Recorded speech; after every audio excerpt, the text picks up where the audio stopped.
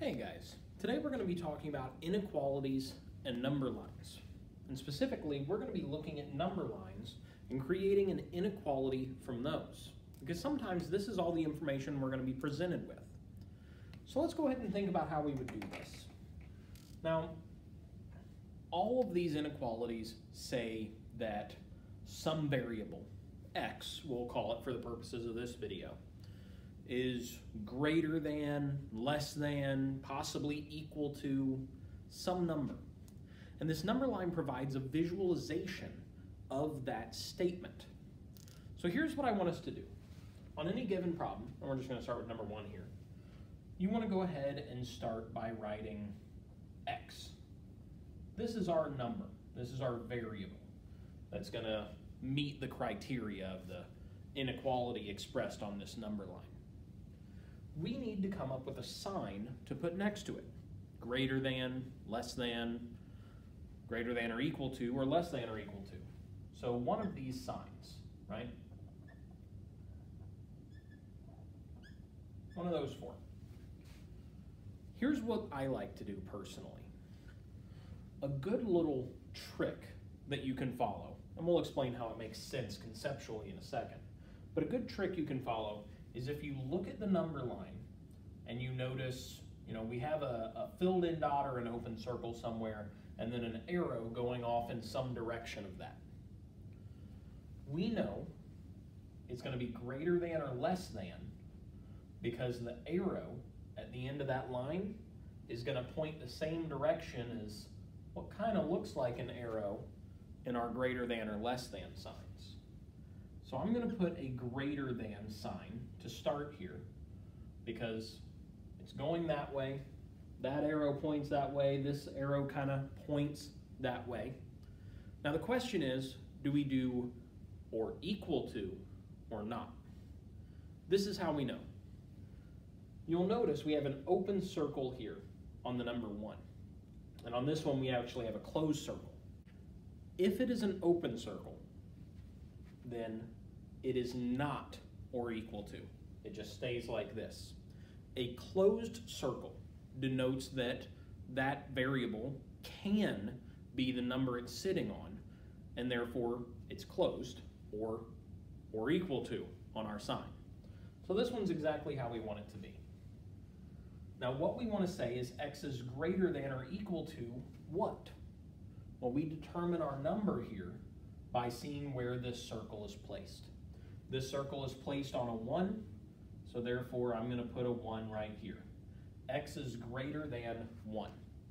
Now this fits our diagram because guess what? All of these numbers that our line goes through, 2, 3, 4, what would end up being 5, 6, 7, 8, yada, yada, yada, all of those are greater than 1, right? All those numbers are larger than 1. So that works. Let's take a look at our second problem. I'm going to start this the same way. I'm going to write an x. Now I need to decide greater than or less than. Well, I'm going to use that trick that I mentioned. See, my arrow is pointing this way. My arrow is pointing to the left. So I'm going to write the less than symbol because that kind of looks like an arrow pointing to the left. Now, do I write less than or equal to or just less than? Or equal to? Because filled in circle. And then how do I determine what number it is less than or equal to? I just want to see where is that circle or where is that filled in dot, whatever you want to think of it as, sitting on the number line. And this one is on a 6. So x is less than or equal to 6. So are all of these numbers, 6, 5, 4, 3, 2, 1, yada, yada, yada, are they all less than or equal to 6? Absolutely they are. So I've successfully taken 2 number lines here and written equivalent inequalities that express the same thing, just in a different way. Now, I do want to take a quick moment before we end the video and talk about what if I had an inequality and I wanted to make a number line with it. Go about this process in the reverse way. We can do that too. Let's say I have x is greater than or equal to 19. So I'm going to draw a number line.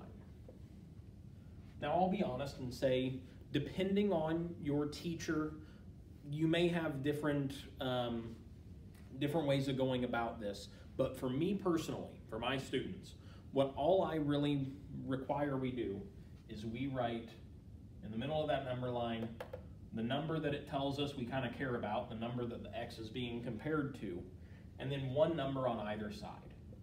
So this is all I really need.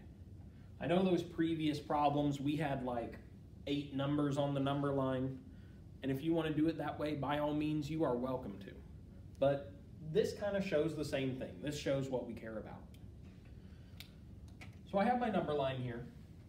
I recognize that the number we're comparing x to is 19. So I'm going to put this circle here. Now, do I fill in the circle? Absolutely I do, because it has an or equals to sign. And now I can think about this last part one of 2 ways. I can think, well, the arrow's pointing in that direction. I can draw my line in that direction, which you can. You could also look at this as saying x is greater than, or x is larger than 19. So I want my arrow going over and passing through numbers that fit that idea, that are larger than 19, such as 20. I don't want my arrow going to 18 because 18 is not larger. This is the idea behind creating inequalities from number lines and creating number lines from inequalities. If you guys have any questions about this, feel free to drop them in the comments below. Otherwise, thanks for watching, and I'll see you next time.